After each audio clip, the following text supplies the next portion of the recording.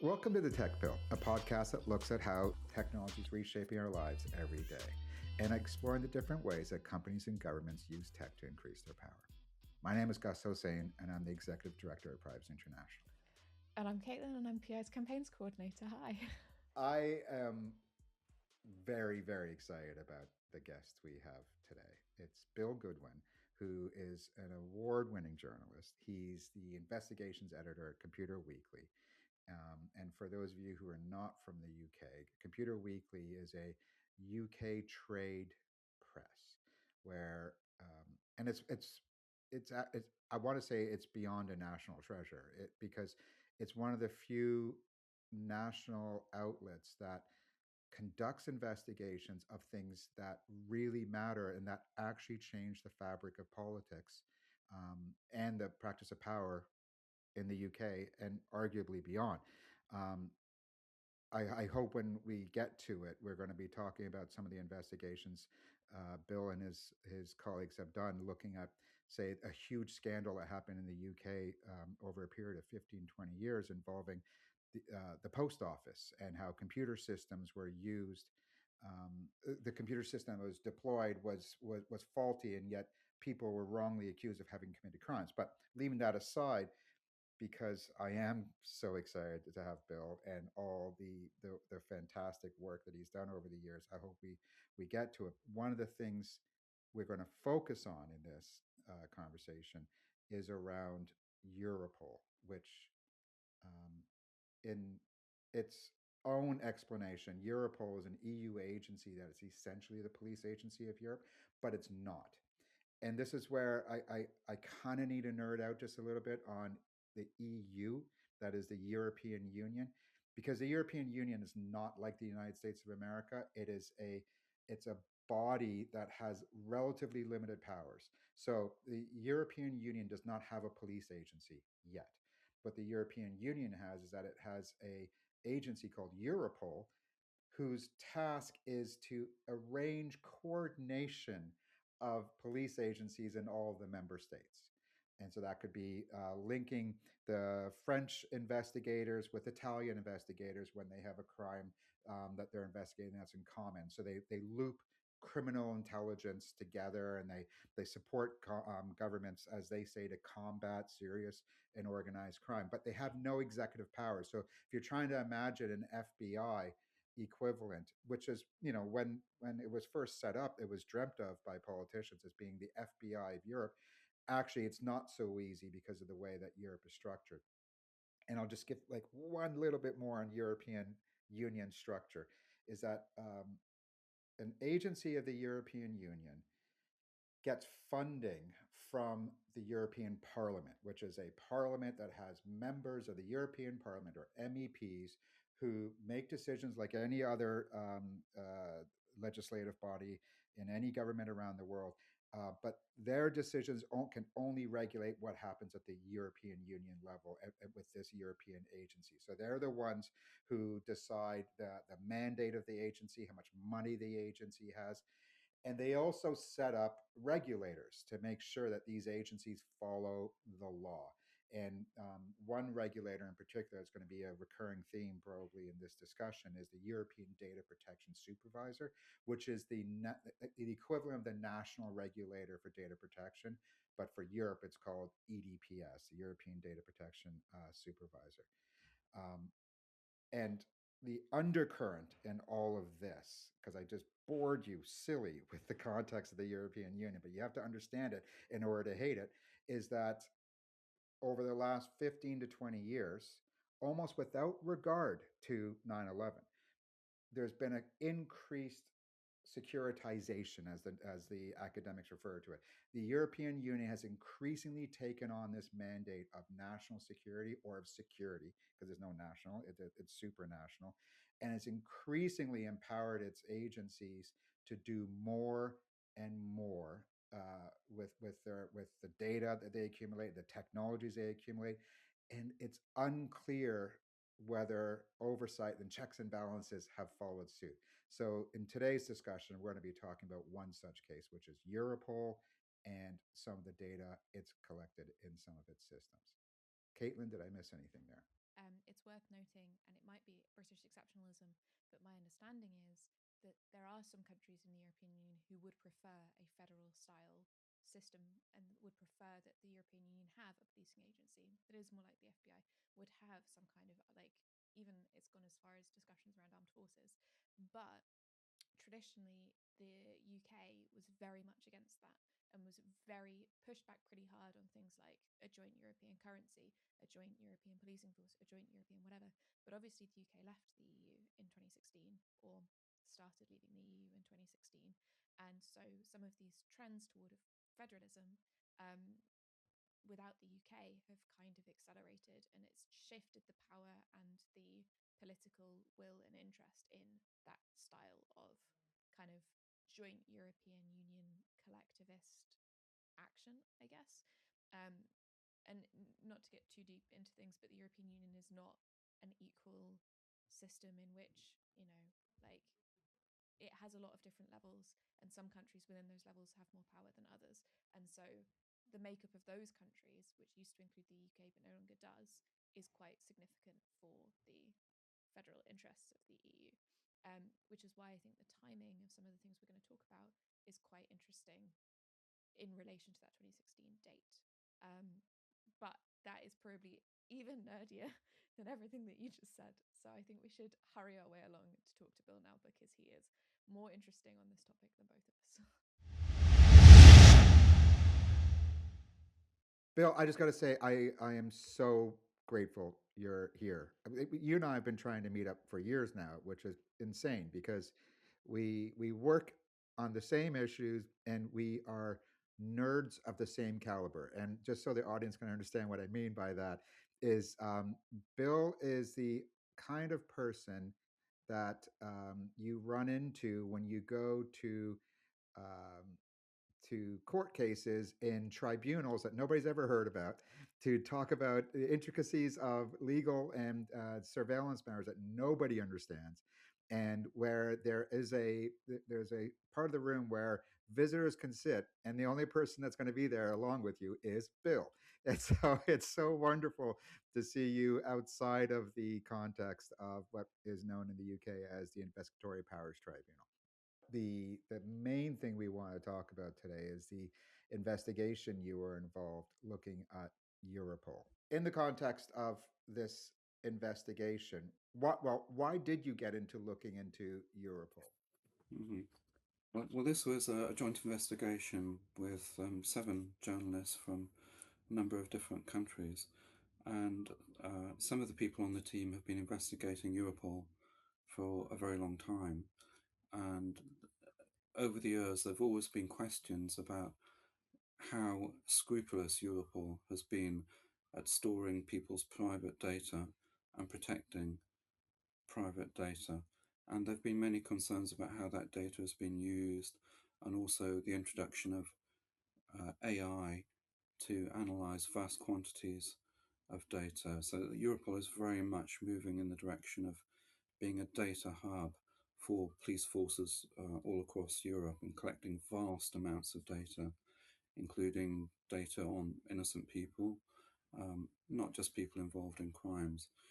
And there are questions over how well that data is being protected, how well the privacy of people who may have nothing to do with any sort of crime is being protected, and how AI is being used to triage and sort this data increasingly increasingly powerful ways.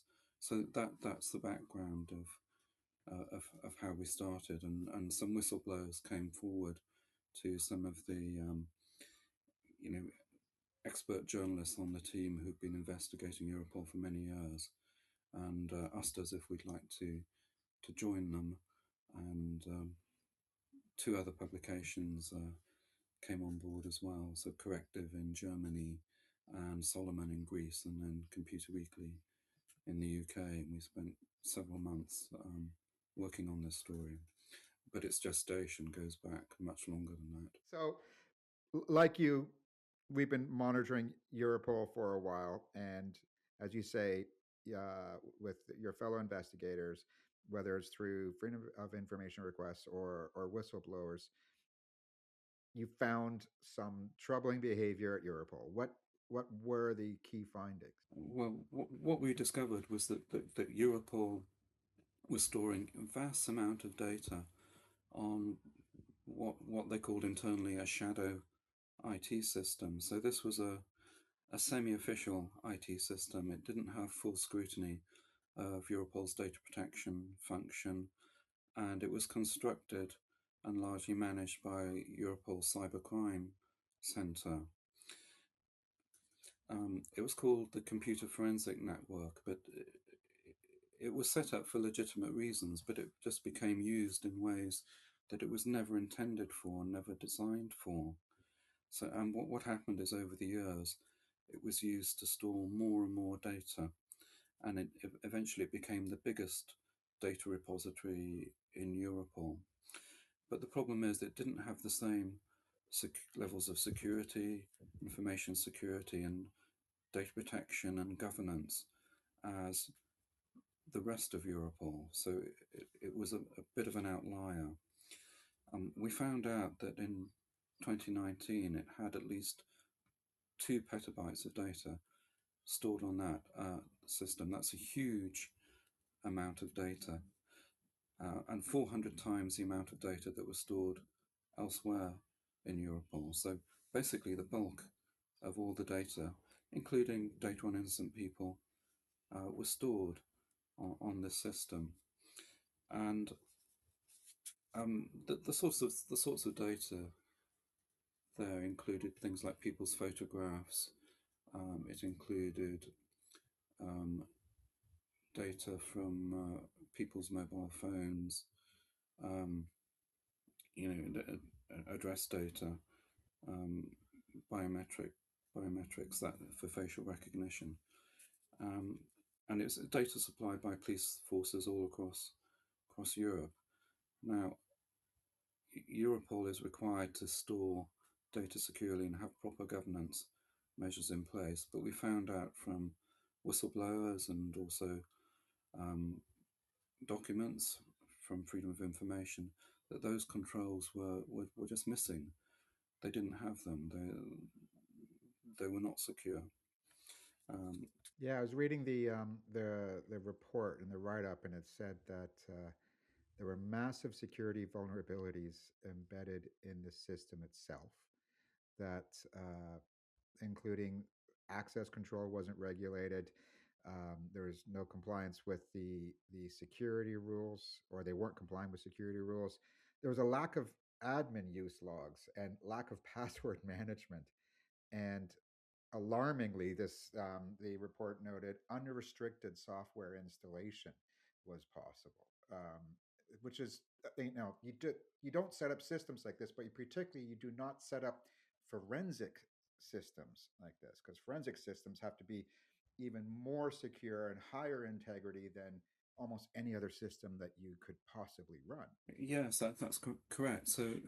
So we found an internal report from Europol that was a security audit of the computer forensics network, and as you say, it outlined all sorts of basic security problems with this network, and some of them were, really serious, really fundamental things that they didn't do.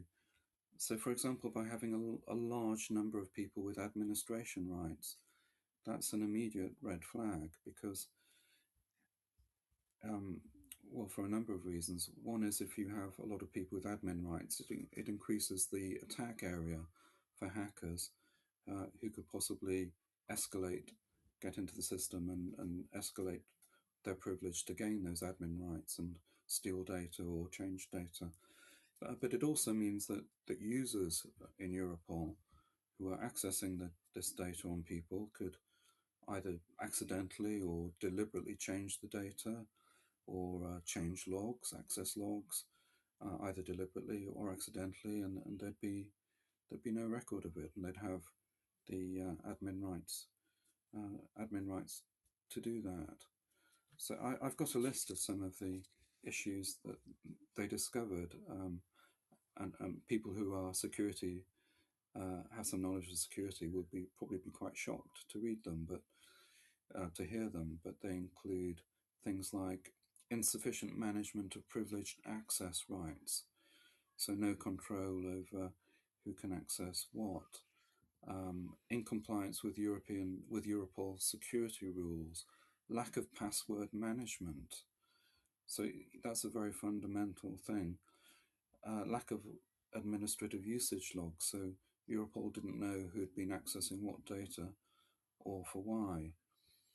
Insufficient network access control, so there not enough security around who was accessing um, this network. So that raises really quite serious sort of wider questions, particularly if you're using this data as evidence in criminal trials. So I find this kind of funny, and I'm going to take us slightly on a side bit of the article. And Caitlin, I want you to weigh in after this. But when you describe a policing system like that or a government intelligence system like that, the irony is that I know how to fix that problem. And the solution to that problem is called Palantir. Palantir's business model in the early days was essentially to go into law enforcement systems and find ways to clean it up and secure it and to generate proper logs. Like I remember talking to Palantir officials after Snowden, and they were saying, well, if the NSA was using Palantir systems, Snowden would not be able to have done what he did. And my understanding from the article is that there was a moment where Europol was trying to work with Palantir to set up an alternative and probably a cleaner system, but even that fell apart.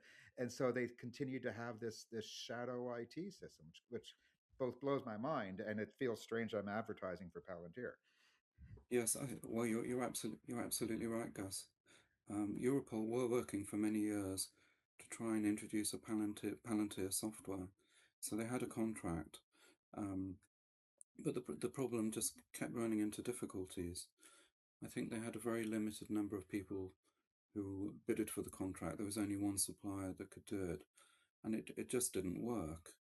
And they put it into emergency measures and tried to make it work, and eventually they just gave up. But that is part of the story about why this shadow IT network became used as the main data repository, because they didn't have an alternative. They didn't have a Palantir system that they could safely and with the correct degree of data protection and privacy store data in.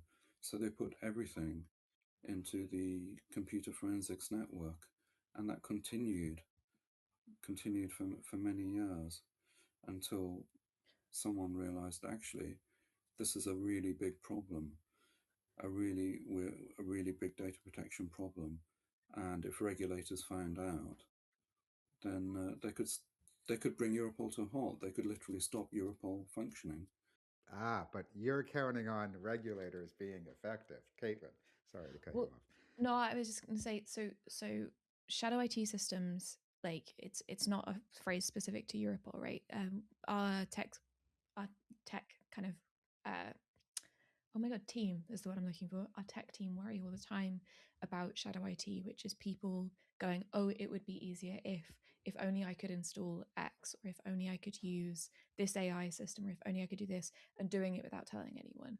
And so like this system was developed initially for a specific purpose and then spiraled. Like at the beginning, um, there was another Europol system that did have all of the right access controls and data protection and privacy protections, and this was a separate thing for computer forensics, right? Like, why do you think it spiraled? Was it literally just it's easier if we stick it in the system that skirts the law because it skirts the law, or do you think it was something else? Yes, Caitlin, you're right. Shadow IT is a term not just used in Europol, but it's a term used in every organization that has information technology, and it refers to IT systems that are set up by people with very good intentions, independently of the IT department. So they just go ahead and set up their own systems. They want something done, it's very easy for them to buy their own software and do it rather than involve the bureaucracy of the IT department.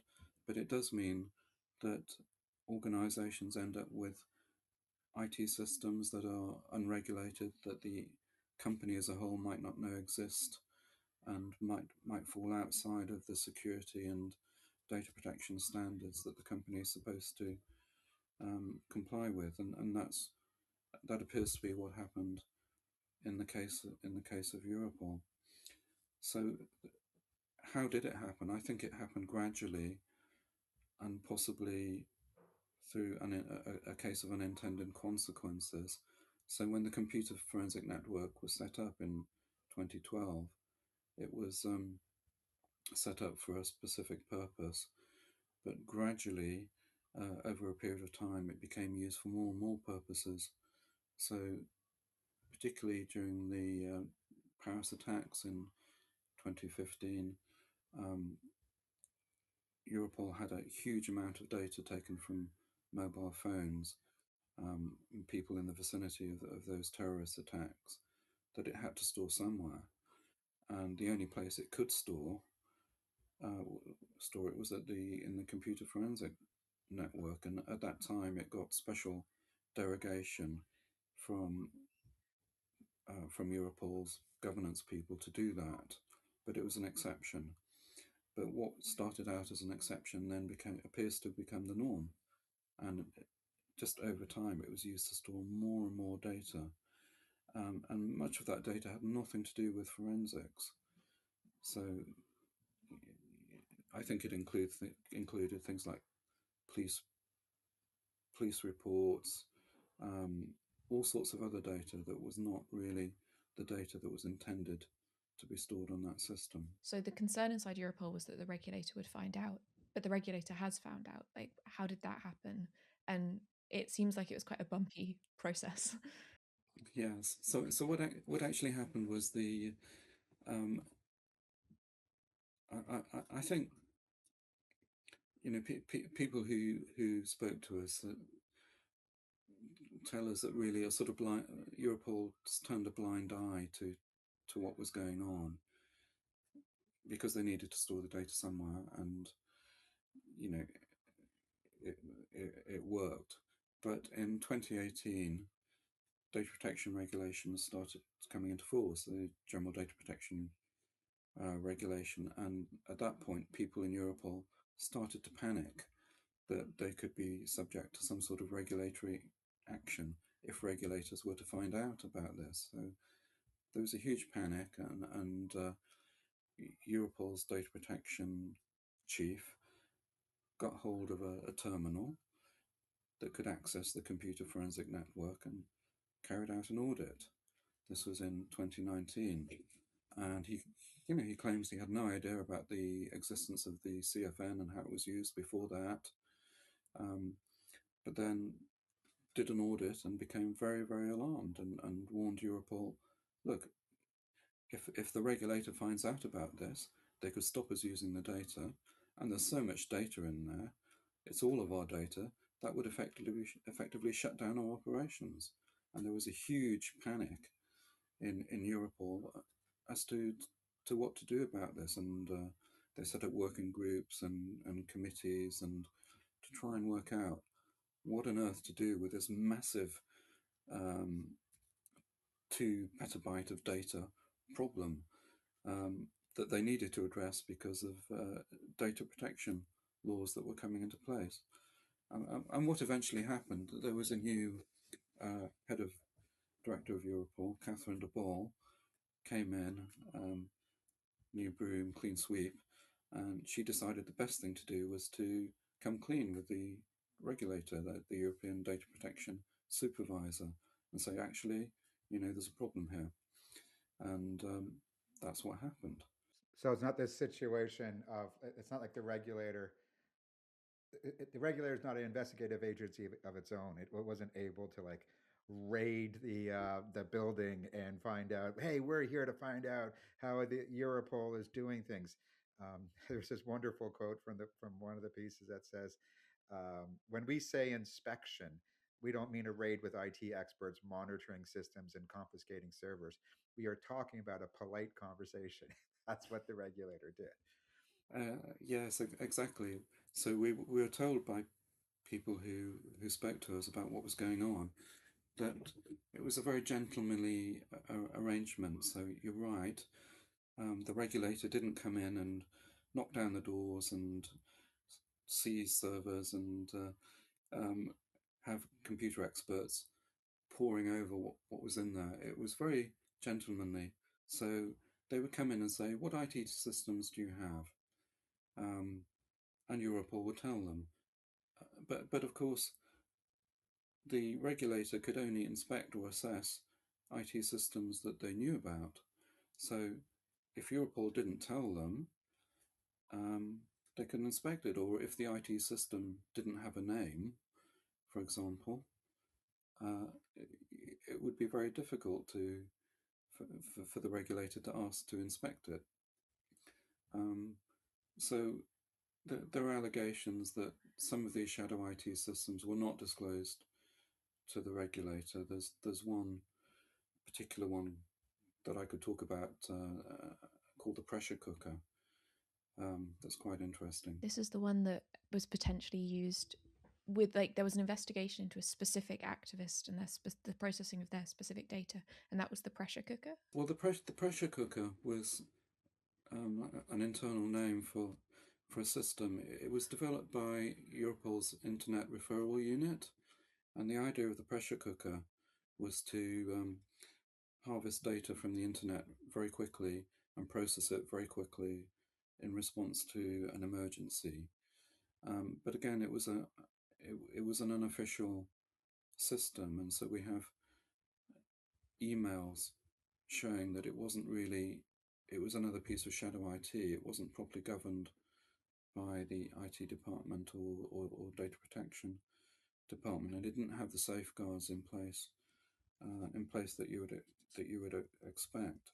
And again, there were concerns within Europol that after this pressure cooker had been used for many years, there were there was a panic in Europol that the regulator could find out about it. That was a cause of great concern because people were worried that member states would lose faith in Europol, it would damage trust, and so on. So there was a move by Europol to try and regularize the pressure cooker and to make it legit. But that took a very long time, and they came up with something called um, the quick response area. Um, but it took a very long time to try and regulate that, and even in 2004, there were still issues with it. And I think even as recently as this year, the regulator was very concerned about the, the replacement pressure cooker being used for phishing exercises, so it could be used to go and collect harvest data on people who are innocent, and not connected with any particular investigations. How many systems were there? Like, how many shadow ICT systems? Well, these are the ones we know about. We know about the pressure cooker, and we know about the computer forensic network. Um, People we've spoke to say there may be more, but these are the ones we know about. Well, that's bad. um, so, I mean, it gets to the point, if you're internally a policing organization going, God, I hope the regulator doesn't find out about X, surely that's a moment to go, we're doing something that fundamentally undermines our position as a law enforcement agency. Um, the equivalent being, if you're in a room going, oh God, I hope the police don't find out about Y, maybe it's a moment to have Yes. a conversation with yourself.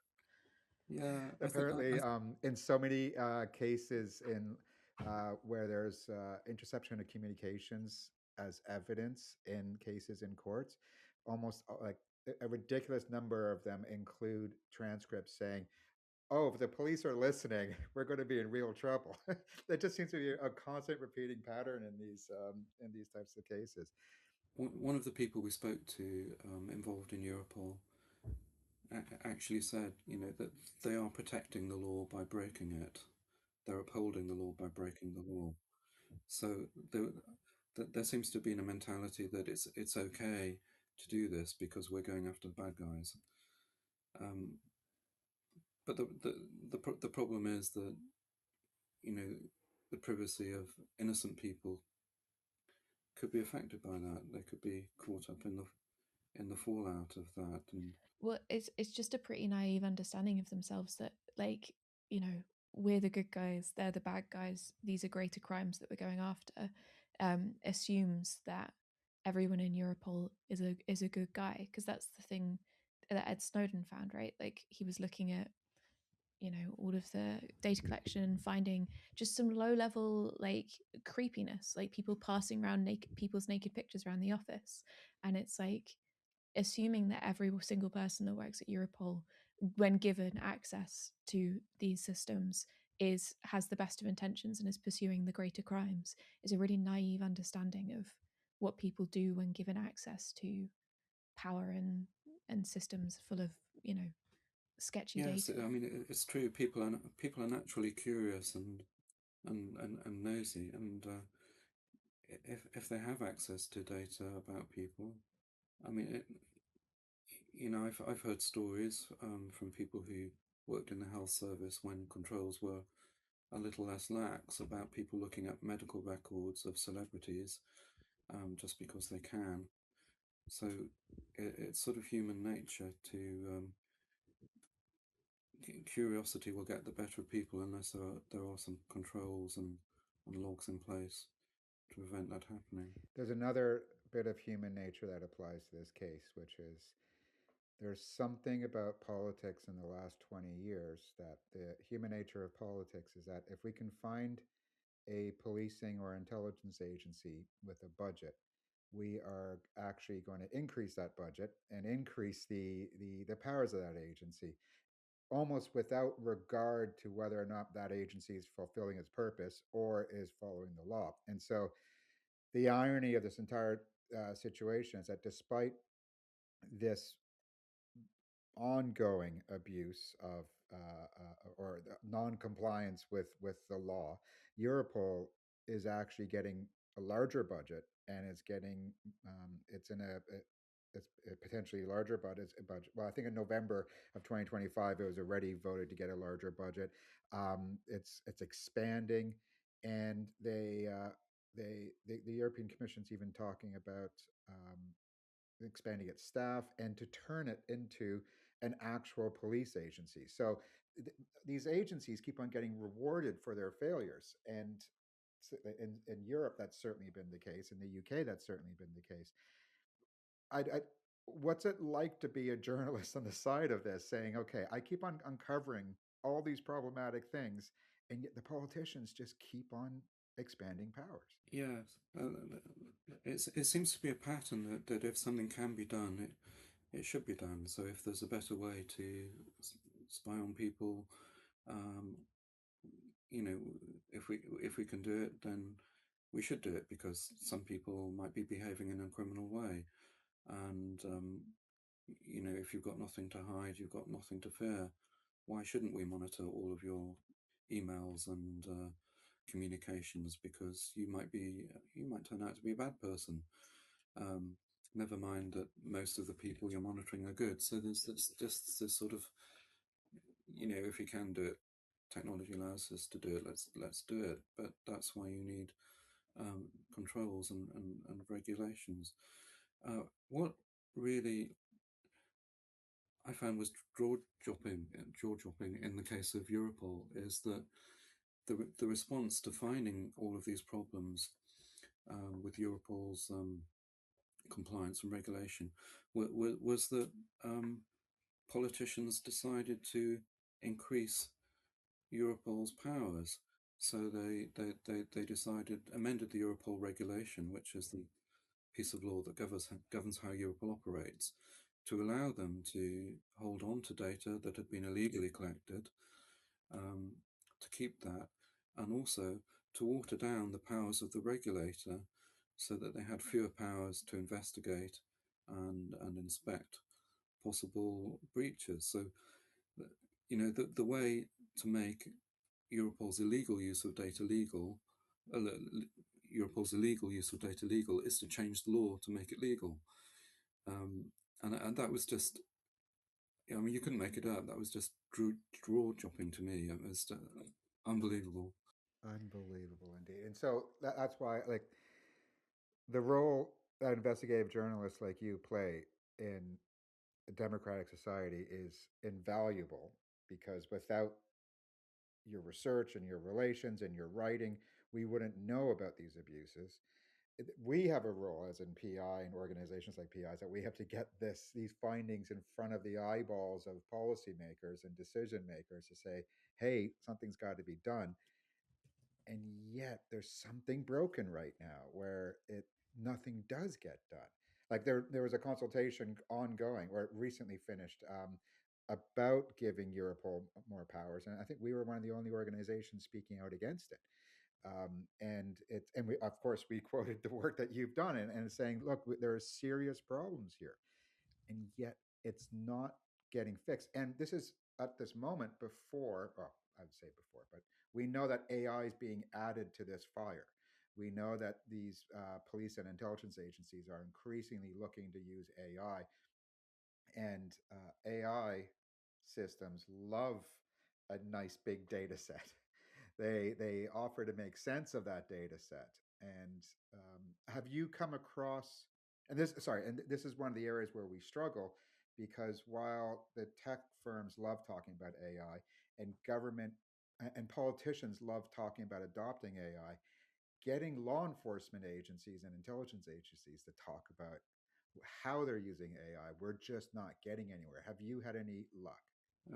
It's very difficult. Some journalists on Computer Weekly who write for Computer Weekly have tried, but you're right. It is very difficult because there are so many exemptions for law enforcement under freedom of information. But there ought to be transparency about this, because you know, if decisions are being made by AI, or we should understand it, and we should understand how algorithms work and how they might be biased, and whether they might negatively affect particular populations, so such ethnic minorities, or minority groups. And I think there needs to be a lot more um, transparency uh, transparency about that.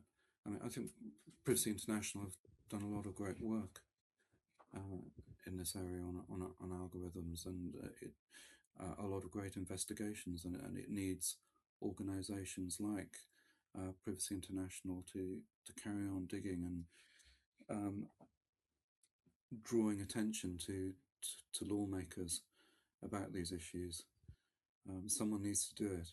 You know, following your reporting, some MEPs did raise concerns about and did ask that the expansion be paused. And so, and it clashes at the same time with an ongoing concern about Frontex transfers to Europol, right? Which also has MEPs concerned and has also raised kind of legal issues. How likely do you think that is? Like and yeah, like what will become of the MEP concerns, I guess. Yes, MEPs are definitely on the case now. They're asking questions, and they're writing letters to European commissioners, and suggesting that Europol's expansion should be halted until these issues are sorted out. So things are happening, and people are asking questions. In the UK, David Davis, Conservative MP, has been asking questions about Europol as well, and other publications have investigated Frontex, and data transfers between Frontex and Europol, which turned out also to be illegal. And same sort of issue, lack of governance, and that we discovered with Shadow IT. So definitely questions are being asked, and people are applying pressure. Where this will go, I don't know, but it's really good that people are asking questions as a result of this information becoming public. And what I wanted to talk about was the cases that you have covered in the past, where extraordinary things have happened. Like I know your colleagues at Computer Weekly were involved in the post office scandal in the UK and the Horizon scandal, and that has led to like it led to storytelling, it led to inquiries, and it is still in the process of leading to a form of justice. So there are happy endings to some of these, Yeah, thanks to the yes, work you do. you are completely right, Gus, and we mustn't be completely pessimistic. So, yes, journalism does have an impact. It has an impact over time. It, it it rarely changes things overnight, but it does change things over years and decades. So the Computer Weekly, I think, first reported the post office story a very long time ago, and the story came out and had absolutely no impact whatsoever. Astonishing story about post office postmasters and who were being sent to jail for crimes that they hadn't committed, and in some cases committed suicide and were left in terrible financial positions due to errors in computer software, not just errors in computer software, but the refusal of an organization to admit that there could possibly be errors, that the computer could possibly get something wrong. And with the first story, we could only raise the question, you know, isn't it odd that this thing is happening to so many postmasters who all use the same computer system, and they all had money inexplicably disappearing from their accounts that they were forced to repay because it was assumed that they were stealing it. And each one of those postmasters had been told that they were the only person in the country ever to have experienced those problems. Well, that was a lie. And I think that was a lie the first story exposed. But then it took years of reporting by my colleagues for something to happen. It was picked up by BBC Local Radio, and eventually uh, Nick Wallace did a panorama, well, more than one panorama about it, and um, um, the thing that made the difference was when ITV did a docudrama, Mr. Bates versus the Post Office, and after that, it just brought the whole thing home to the nation. And after that, things really began to change, and there were moves to compensate the postmasters and to redress some of the damage um, that had been caused. But of course, it's still going on. There are still problems. Problems have emerged with other post office systems that were used before Horizon. Same issue, and many postmasters are still awaiting compensation. So we're still pushing out the stories. My colleague Carl Flinders has been plugging away at this for decades, and it's still ongoing. Do you think that the kind of computer, the the trust people place in computers and computing systems is a common trend that you've seen kind of working at Computer Weekly? Because there's certainly, we've looked at the most random things like ID systems. We were involved, I think, in a court case where um, one of the lawyers was saying, but this system's unhackable, and our technologist was reading through all the documents and going, no system is unhackable, what are you talking about? And we see it again and again and again, people going, but the computer is a magical inviolable box, and surely the computer knows more than I do. Like, is that a trend that you see as well? Well, there was an old expression, isn't there? Garbage in, garbage out. So the computer is only as good as the information that you put into it, and it's only as good as what people do with that information. There is a legal issue as well, in that courts assume that computers have got it right by default.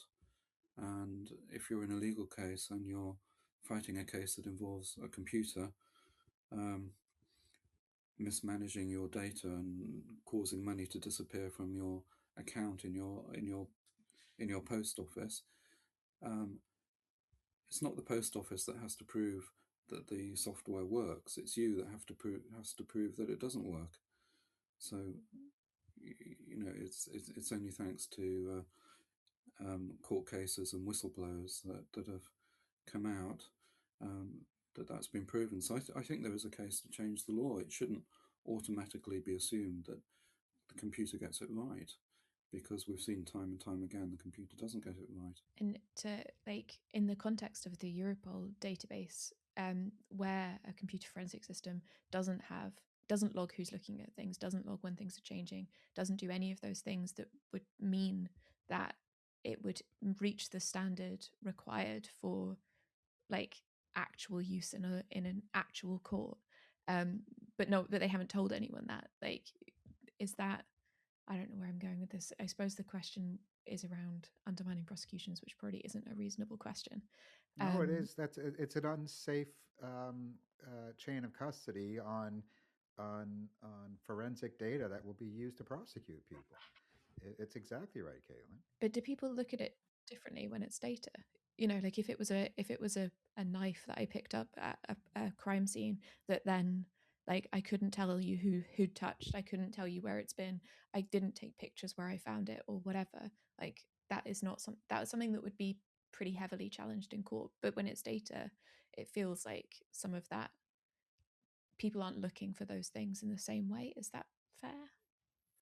I think that's exactly right, Caitlin. So if you had a knife at a crime scene, it would be picked up by forensic experts and they'd put it in a sealed bag, and there'd be a record of its movements and who accessed it and where it had been, and if it was used as an exhibit in a courtroom, um, you'd have that full chain of evidence of how the knife came to be in the courtroom, and you know every step of the way how it was handled and who had access to it.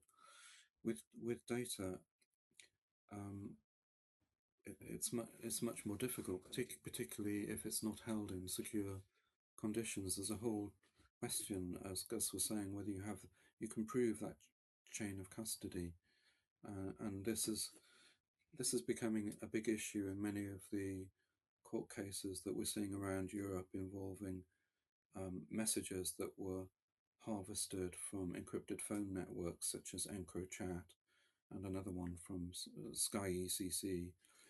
Um, that again, we didn't talk about this in our story, but tens of millions of intercepted messages from these phone systems are being stored and analysed by Europol and sent out to police forces in different countries to pursue criminal investigations against drug traffickers and so on. But there are questions over the chain of custody of this data, and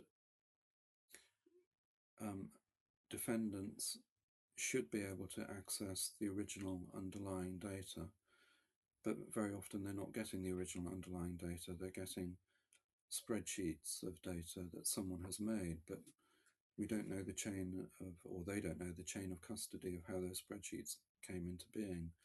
So it is a big issue, and there are many sort of legal challenges going on over whether this data is admissible in court in various jurisdictions in Europe, and the law differs from country to country, but it'll end up in the European Court of Human Rights, I think.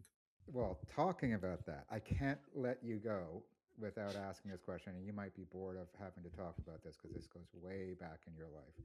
But you're part of like European Court of Human Rights, like jurisprudence. There's a case with you dating back to the 1990s, if I recall correctly, right? Yeah, that's correct.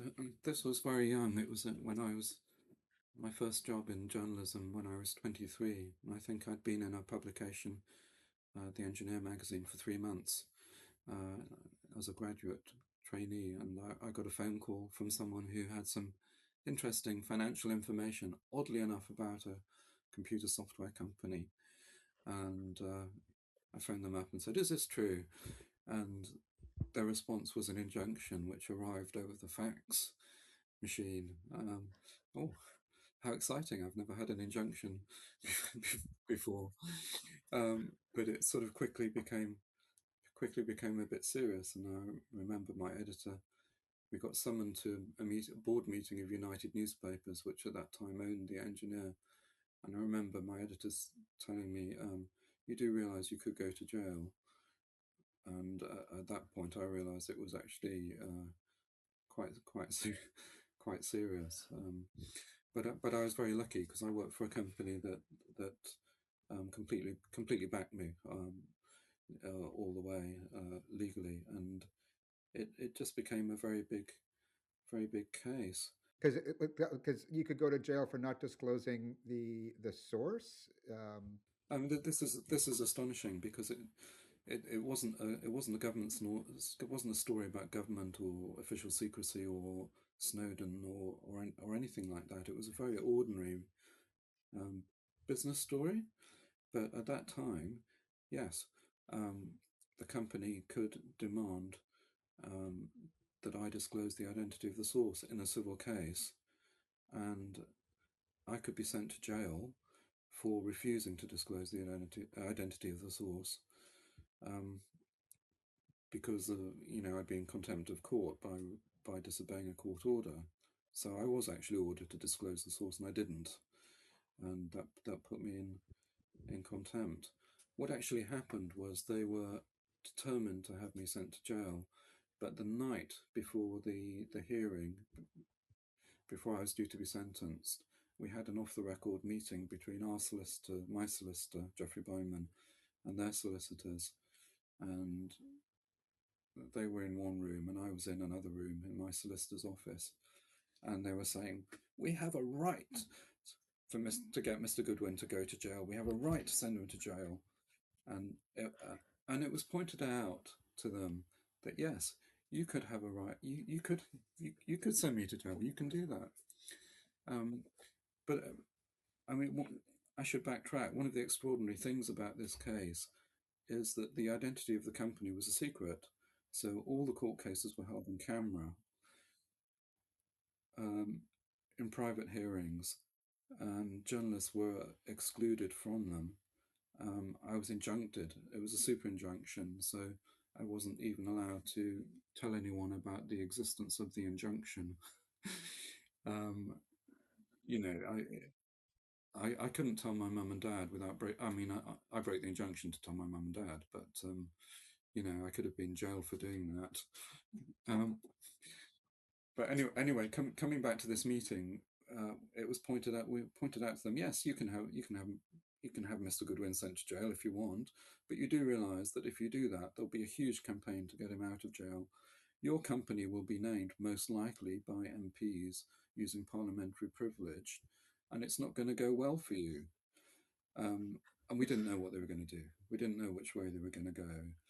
So the next day, I turned up in court with my toothbrush, just in case. And their barrister stood up and said, Mr. Goodwin deserves to go to jail. And here's a long list of reasons why Mr. Goodwin deserves to go to jail. But in a gesture of humanity, we're not going to ask the judge to stay. So I didn't go to jail. Oh my God.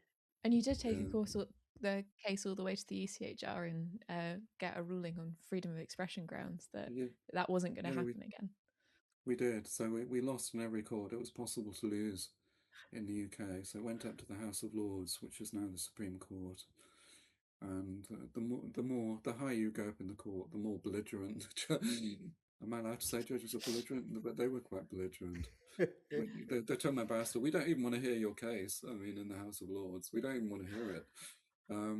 But then, sort of 7 years later, we took it to the European Court of Human Rights, and I was very lucky to be supported to do that by the Journalists Union, and in the European Court we won. So and that created a legal precedent that allows journalists to protect their sources, and it's now recognised as a fundamental part of freedom of expression under the European Convention of Human Rights.